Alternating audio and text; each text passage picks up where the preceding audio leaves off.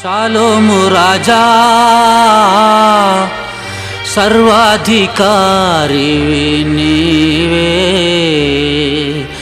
సైన్యములకధిపతివి నీవే, సత్యము జీవము నీవే, నా మార్గము సర్వము నీవే.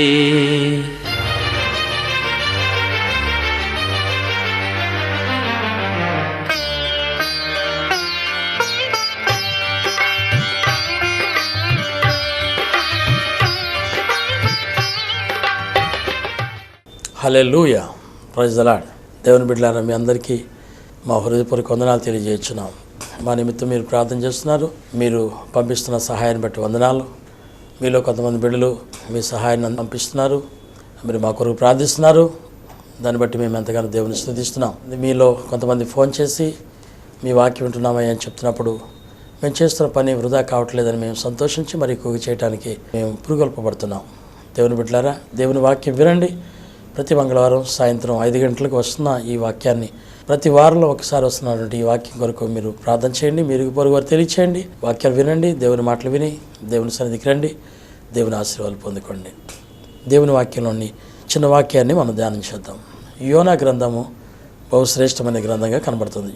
బైబిల్ పరిశుద్ధ గ్రంథం అంతా శ్రేష్టమైనదే, ఉన్నతమైనదే. కానీ ఒక చిన్న యోనా గ్రంథం బైబిల్ అంతటిని కూడా చూపిస్తుంది. దేవునికి స్తోత్రం, హల్లెలూయా.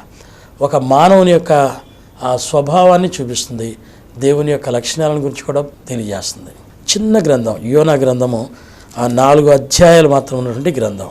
ఈ గ్రంథంలోని కొన్ని విషయాలు క్లుప్తంగా మానవుని యొక్క ప్రయత్నాలను, దేవుని యొక్క ఆలోచన, దేవుని యొక్క చిత్తం గురించి మనం తెలుసుకుందాం. చిన్న ప్రార్థన చేసుకుని యోనా గ్రంథాన్ని 2 అధ్యాయాలు కొంచెం విశ్లేషించి విషయాన్ని మనం తెలుసుకుందాం. చిన్న ప్రార్థన చేద్దాం. దయగల తండ్రి, మీ వందనాలు. మీ దాసుడు మీ పక్షాన్ని నిలబడి ఉన్నాడు. మీ దాసుని వరకు వచ్చి వింటున్న బిడ్డలకి దీవెనకరంగా మీ మాటలు మీరే అందించి బిడ్డలను సరిచేసి దీవించి ఆశీర్వదించి మహిమ పొందండి. యేసయ్య పేరట వేడుకొంచున్నాను తండ్రి, ఆమేన్. దేవుని బిడ్డలారా, యోనా అన్న పేరుకు అర్థం ఏంటంటే గువ్వ అని అర్థమిస్తుంది. గువ్వను చూసినట్లయితే కళ్ళ నిండా ఏముంటుందంటే చెప్పండి, నీరు ఉంటుందంట. కన్నీటి ప్రార్థన, అది విశ్వాసులకు సాదృశ్యం. ఏ విశ్వాస జీవితంలో కన్నీటి ప్రార్థన ఉందో ఆ మనుషుడితో దేవుడు ఉన్నట్లెక్కే. ఎవరి జీవితంలో కన్నీటి ప్రార్థన లేదో అది పెద్ద ఫలభరితమైనటువంటి ఆశీర్వాదకరమైనటువంటి క్రైస్తవ జీవితం కానే కాదు.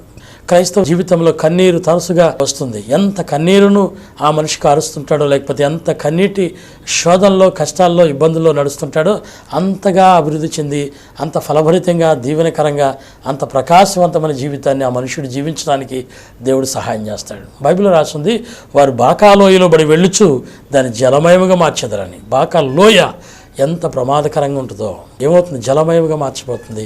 వారు ఎంతో గొప్ప ఆనందభరితులుగా మార్చబడతారు. క్రైస్తవ జీవితంలో వచ్చే శ్రమలు మనుషులను ఆశీర్వదించేవే తప్ప మనుషులకు నాశనం చేసేవి కాదు. ఎటువంటి శోధన, ఎటువంటి కష్టము, ఎటువంటి నష్టమైనా ఆ మనిషిని దీవిస్తుందే కానీ ఆ మనిషికి పతనం అవటానికి కారణం ఏం లేదు. యేసు ప్రభులో కలిగిన నరుడు ధన్యుడు. మంచిది. యోనా అనే మాటకు అర్థమైనటువంటి గువ్వ అని అర్థము. నినివే అనే ప్రాంతము ఇక్కడ చూస్తుంది. 1వ అధ్యాయము 1వ వచనం. యెహోవా వాక్కు అమిత కుమారుడైన యోనాకు ప్రత్యక్షమయ్యేలాగు సెలవిచ్చాను. నినివే పట్టణస్థుల దోషము నా దృష్టికి ఘోరమయ్యాను గనుక నీవు లేచి నినివే మహాపట్టణముకు పోయి దానికి దుర్గతి కలుగునని ప్రకటించుము. చూసారా, దేవుడు మానవునితో పలుకుతున్న మాట. యోనా అనేది తను నమ్ముకున్న భక్తునితో, తను నమ్మిన ఒక వ్యక్తితో దేవుడు మాట్లాడుతున్నాడు. యోనా, నువ్వు నినివే పట్టణానికి వెళ్ళి వాళ్ళు చేసే దోషము, వారు చేసే పాపము విపరీతమైనది. వారు దేవుని ఎరగని వారిగా ఉన్నారు. వారి పాపం విస్తరించిపోయింది కనుక వారికి దుర్గతి సంభవిస్తుంది. ఆ విషయాన్ని వారికి చెప్పు అని దేవుడు తన సేవకుడైన, తను నమ్ముకున్న భక్తుడైనటువంటి యోనా గారికి ఒక ఆజ్ఞ ఇచ్చారు. అయితే యోనా ఏం చేశాడంట, అయితే యెహోవా సన్నిధిలో నుండి తార్షీషు పట్టణమునకు పోవాలని యోనా ముప్పేకు పోయి తర్షీషునకు పోవు ఒక ఓడను చూసి ప్రయాణమునకు కేవి ఇచ్చి యెహోవా సన్నిధిలోను నిలవక వాడవారితో కూడా తార్షీషునకు పోవుటకు వాడ ఎక్కాను. ఎందుకని? దేవుడేమో నినివేకి వెళ్ళవయ్యా అని చెప్తే ఈయన తార్షీషుకి వెళ్ళిపోతున్నాడు ఎందుకు అని మనం ఆయన అడిగితే ఆయన అంటాడు, అరే మీరు చస్తారని చెప్తే ఎవడన్నా ఊరుకుంటాడా? అది దమ్మున్న సేవకుడు చేయవలసిన పని. సేవకులు అంటే చాలా కష్టాలతో కూడింది. నీకేం పర్లేదమ్మా, ఏం పర్లేదు అక్క, ఏం పర్లేదు అక్క, ఏం పర్లేదు, అది కాదు. పాపం విడిచిపెట్టు చెప్పగలగాలి. ధైర్యపరచడమే కాదు, పాపం విడిచిపెట్టు అని చెప్పగలగాలి. యోహాను భక్తుడు చెప్పాడు, ఎవరితో? రాజుతో. ఏ రోజు? రాజుతో. నువ్వు చేసేది తప్పు, నువ్వు చేసేది న్యాయమా? నీ తమ్ముని భార్యతో ఉన్నావు, న్యాయమా అని అడిగాడు. దావీదు దగ్గరికి వెళ్ళాడు భక్తుడు, దావీదు, ఆ మనుషుడు నీవే, ఘోర తప్పిదం చేశావు. దేవునికి స్తోత్రాలు. దైవజనుడు అంటే వాడు. తప్పును చూపించగలిగిన దమ్ము ఎవరికి ఉందంటే ఒక దేవుని సేవకులకు మాత్రం ఉంది.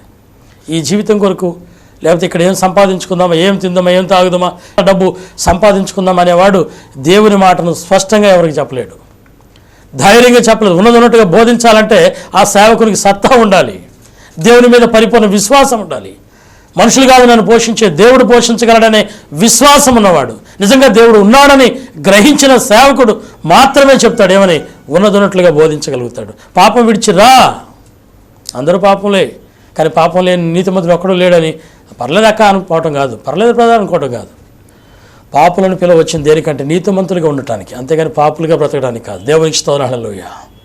నీతిమంతులు ఒక్కడు లేడని పాపులుగా దొలటానికి కాదు, మనం మూట కట్టుకోవడానికి కాదు, మనం ఒక యూనియన్ స్థాపించుకొని లేకపోతే ఒక క్రైస్తవ మతాన్ని పోగు చేసుకోవడానికి కాదు ఆయన చెప్పింది. ఒక మనిషి జీవితంలో మారు మనసు అవసరం. ఒక మనిషి పాపను విడిచిపెట్టాలి, పరిశుద్ధమైన జీవితం జీవించాలి, పూర్తిగా దేవునికి విధేయుడై ఆయనకి చిత్తానికి లోబడే వ్యక్తిగా ఉండాలని ఆయన కోరుకుంటున్నాడు. ఇక్కడ జరుగుతున్న సంగతి ఏంటంటే, యోనా ఏమయ్యా నువ్వు, దేవుడు చెప్పింది మరో వచ్చేస్తున్నావు అంటే ఆయన అంటాడనమాట. మనం అడిగితే ఏమంటాడు, చస్తారా మీరు అని చెప్తే ఊరుకుంటారా? ఊరుకోరు. నిజంగా యోహాన్ గారు ఏం చేశారు, జైల్లో పెట్టారు తీసుకెళ్ళి. స్టెఫన్ గారు భయంకరంగా బాధ చేస్తే ఏం చేశారు, వాళ్ళతో కూడా చంపేశారు. పేతురు గారిని ఏం చేశారు, సింహాలుగా ఆహారం వేశారు. యోహాన్ గారిని ఏం చేశారు, నూనెలో మరిగిచ్చేశారు. అంతే. ఈ లోకల్ ఎవడో చంపేస్తాడు అని భయపడేవాడు నువ్వుకెందుకయ్యా సేవ? దేవునికి స్తోత్రాలు. ఎవడో చంపేస్తాడు, ఎప్పుడైనా చావాల్సిందే. చచ్చిన దేవుల్లో ఉన్న బిడ్డలు పరలోకంలో ఉంటారు, అంతేగా నరకానికి పోరు.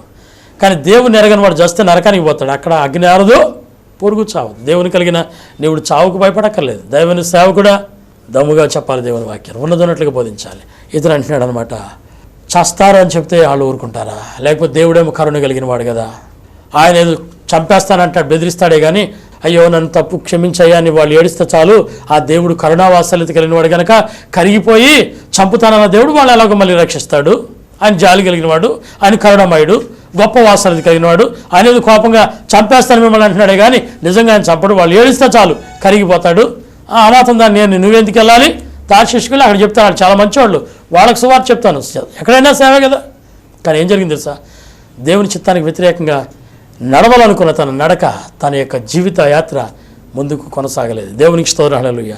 దేవుని ఆజ్ఞాపిస్తున్నాడు కానీ తను తిరుగుబాటు చేస్తున్నాడు. ఈ రోజున చాలామంది మానవులు దేవుని చిత్తానికి లోబడకుండా తిరుగుబాటు చేసేవారు. తిరుగుబాటు చేయటం వల్ల మనుషులకు వచ్చే లాభం ఏముందంటే కొట్టబడటమే. అంతకంటాడు, ఈ వేళ కొట్టబడదు అంటాడు. ఇంకా తిరుగుబాటు చేస్తూ నీవెందుకు కొట్టబడతావు అంటాడు. దేవుని బిడ్డలారా, దేవునికి వ్యతిరేకంగా తిరుగుబాటు చేసి దేవుని చిత్తానికి వ్యతిరేకంగా నడుచుకుని నువ్వు కొట్టబడుతున్నావే కానీ ఆశీర్వాదానికి దూరం అయిపోతున్నావు. ఒకవేళ దేవుని చిత్తానికి లోబడను నీవు. అబ్రహాంతో దేవుడు చెప్పాడు, పలానా ప్రాంతం వెళ్ళు అంటే వెళ్ళిపోయాడు, పలానా దేశం వెళ్ళామంటే వెళ్ళాడు. లోతుతో కూడా చెప్పాడు, బాబు పలానా ప్రాంతం వెళ్ళమండి, అంత దూరం వెళ్ళానండి, ఇక్కడ వరకు వెళ్తానండి అన్నాడు. ఒక 10 కిలోమీటర్ల దూరం వెళ్ళమంటే లేదండి ఒక 5 కిలోమీటర్ల దూరం వెళ్తానండి. సరే వెళ్ళమంటే అంత దూరం కూడా వెళ్ళలేకపోయాడు.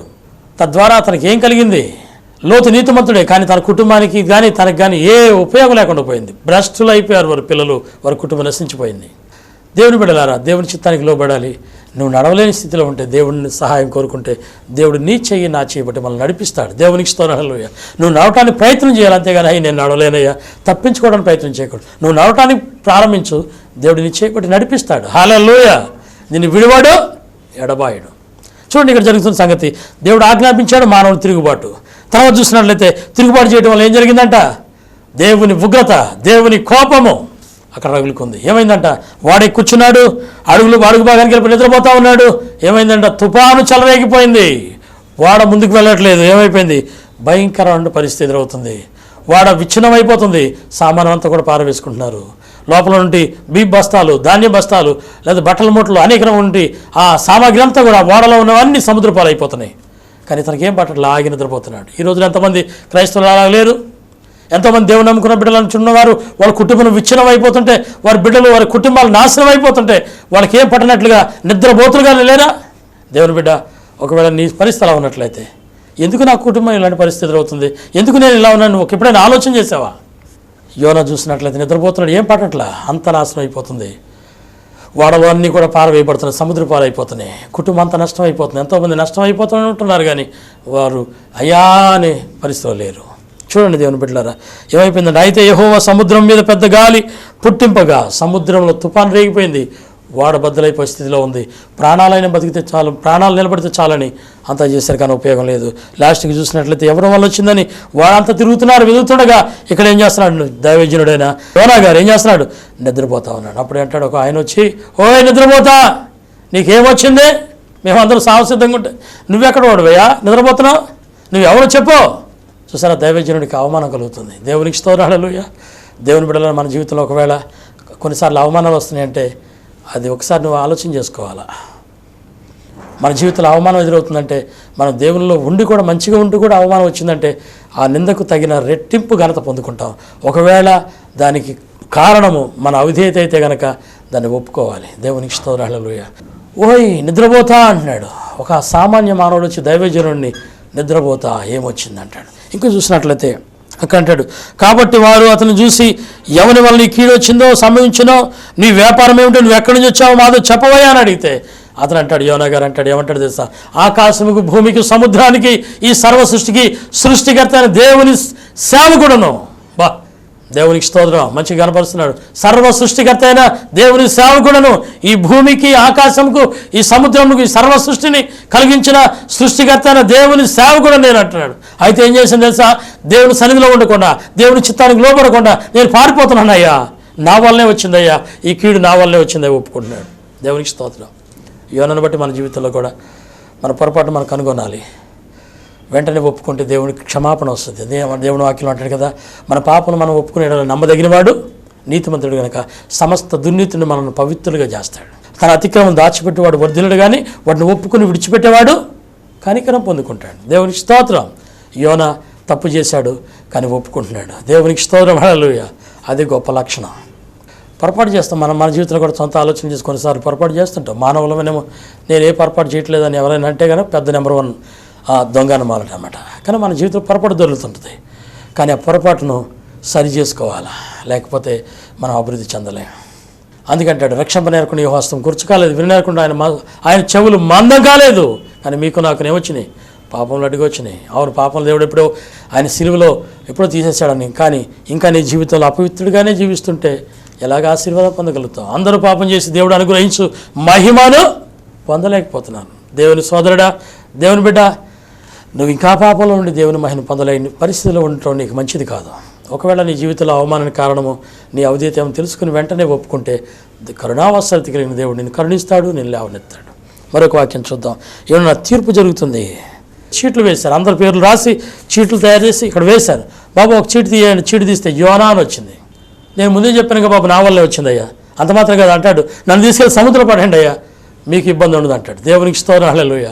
ఆ తప్పు చేసినందుకు శిక్ష కూడా తానే విధించుకుంటున్నాడు. కన్న తండ్రి ఎంత సంతోషిస్తాడో తెలుసా. దేవుని బిడ్డలోని మనము పొరపాటు చేసినప్పుడు, అవిధేయత కలిగినప్పుడు, అయ్యా చేసింది నేనేనయ్యా, నన్ను కరుణించయ్యా అని పాదాల మీద పడిపోతే ఏ తండ్రి క్షమించకమా అంటాడు? నీ బిడ్డలు కానీ పొరపాటు చేసి తప్పు చేసి నాన్నగారండి క్షమించండి నీ కాళ్ళను పట్టుకుంటే నువ్వు కొట్టడానికి చేయెత్తిని నీవు కొట్టగలవా? అమ్మా నన్ను క్షమించమ్మా, గబుకుని పొరపాటు చేశానమ్మా అని నీ బిడ్డ నీ పాదాలు పట్టుకుంటే ఏ తల్లైనా ఎత్తిన చెయ్యి ఆ బిడ్డ మీద ఉపయోగించి కొట్టగలదా? కొట్టలేదే. నీకు నాకు అంత మంచి మనసుంటే, అలాంటి జాలి మనసుంటే, కరుణావాత్సల్యత కలిగిన దేవుడు, సర్వ సృష్టికర్త అయిన దేవుడు, తన పోలికలో నిన్ను నన్ను చేసుకున్న దేవుడు నిన్ను శిక్షిస్తాడా? యోనా అంటాడు, అయ్యా నా వల్లే వచ్చిందయ్యా, నన్ను తీసుకెళ్ళి సముద్రం పడేయండి.